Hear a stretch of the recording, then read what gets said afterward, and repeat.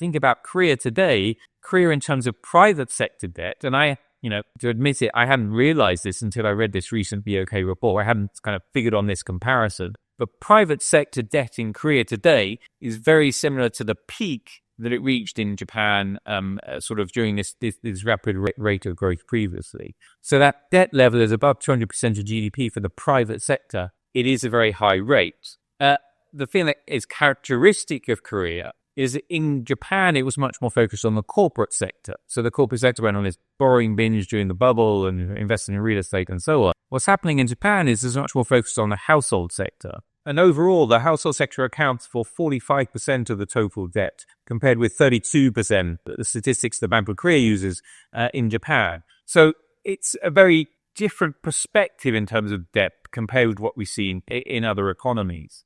Now, why does this matter? It matters for a couple of reasons. So one, because the household sector is largely borrowing in order to buy property. So again, a bit like, Japan in the 1980s, this is very much real estate, even though it's held by the household sector, not the corporate sector. It's very much related to what's happening with the housing prices. So that's one significant aspect of this. Another aspect of it is it means that because borrowing is going to it's household borrowing to buy property, that is a diversion of money which can't then be used for the innovation, which because of the challenge that's coming from China, and we'll talk about that in a bit more depth in a minute, but that money then isn't available to finance the increase in investment in technology and so on that will allow Korea to be able to compete more effectively with the other rising economies in the world.